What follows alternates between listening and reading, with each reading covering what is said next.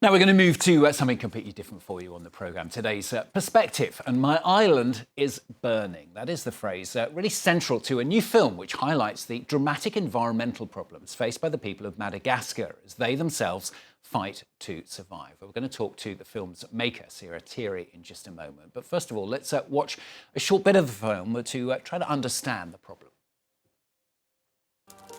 Mon île brûle. Ici, les gens brûlent la forêt parce qu'ils ont besoin de survivre. C'est à ce moment-là qu'on se rend compte finalement de l'ampleur du désastre qui est en train de se faire sous nos yeux.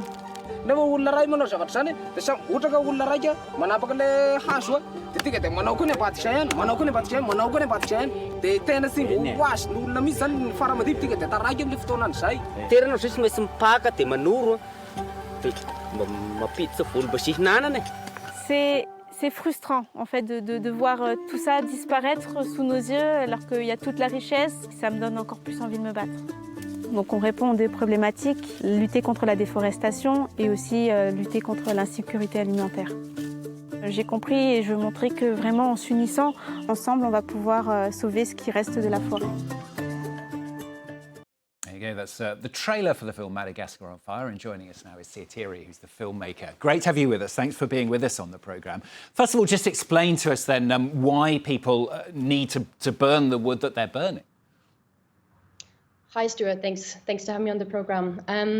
So there are several reasons. I think deforestation in Madagascar is strongly linked to poverty, and we often see that people think that trees are in competition with crops. So often people, they burn down the forest in order to have space to plant food, to plant crops, to plant things that they can eat. Because they think that if they leave the trees and they plant crops with them together, they're in competition and they won't have enough to eat. So that is one part of the problem. But at the same time, people lack jobs, they lack sources of income. So there's also a lot of deforestation to produce charcoal and then to sell it on. So yeah, I would say that is like the main reason why people are cutting down the trees. It's a need for survival, isn't it? It's a need for survival, exactly, yeah. And do people have any sort of awareness of the implications of what they're doing? Do they realise that if they chop down the trees, it's going to cause them other problems, or is that simply a secondary problem to them? No, I think they are aware of the problems that come with deforestation. We've seen in the short clip that you've just shown. If we cut down the trees, we don't have any water anymore. So people are really seeing the impact. They were showing us, we used to have trees all over and we cut them all down, and now we don't have as much rain as we used to.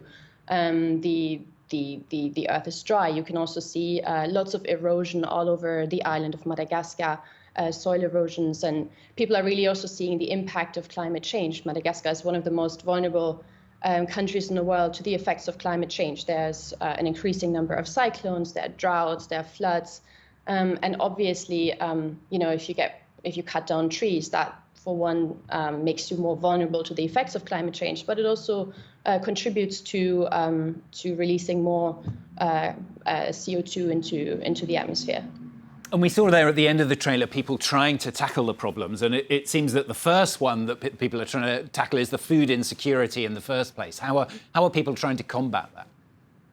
Yeah, I found it really, really fascinating to see how many people in Madagascar are really stepping up and trying to do something about it with very, very limited resources. We saw Magali, one of my main characters of the film, who is building food forest. It's a concept that she's trying to introduce together with students and her neighbors in the area of Fianarantsoa, where they're trying to plant mostly fruit trees and crops at the same time. So they're indirectly, reforesting the island, and at the same time providing a different source of food. And I've seen quite a few similar projects across the island as well, which also tackles the issue of normally people eat a very limited amount of variety of food, and they're also trying to introduce a bit more variety, different kind of fruits and vegetables that people might not necessarily plant otherwise.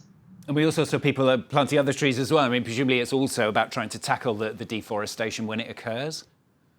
Exactly, it's about both. It's about having trees and crops at the same time, and trying to teach people that you can keep the forest and feed yourself. But the issue that they're facing is that people are very skeptical when it comes to these new methods because there's a lot at stake.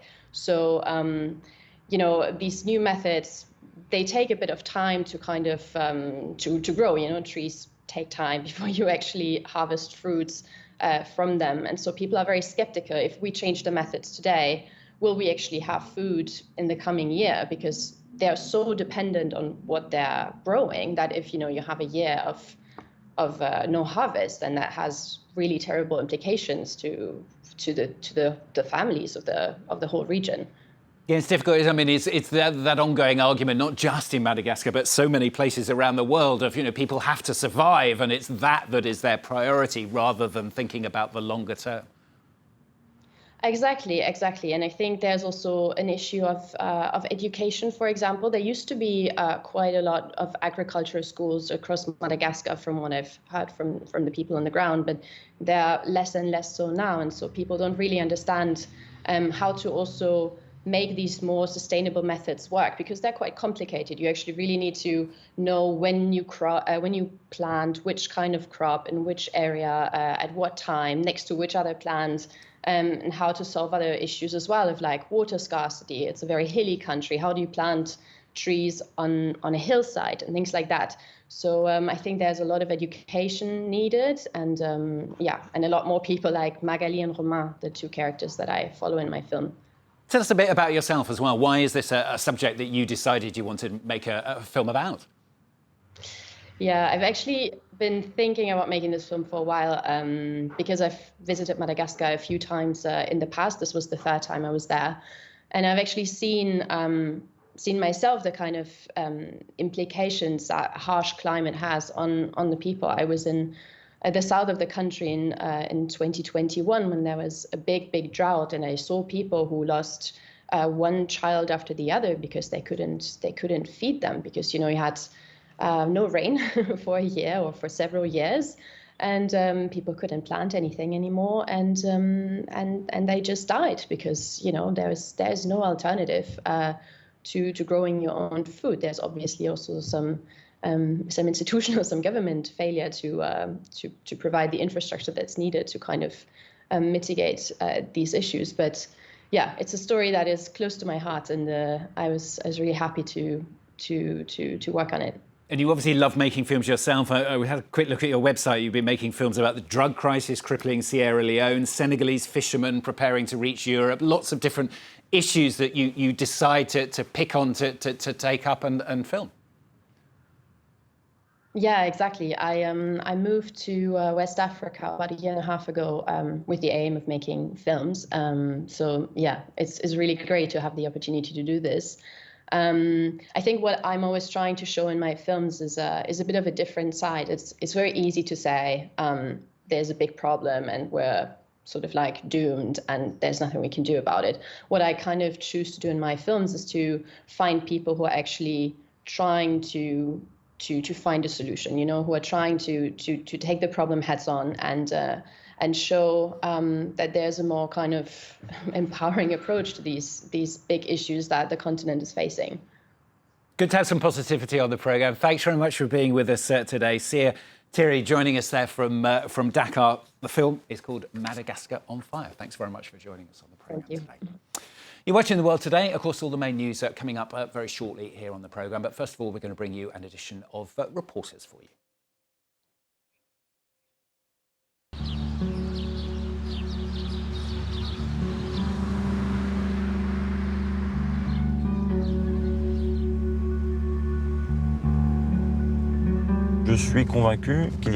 I'm convinced there's room for everyone here.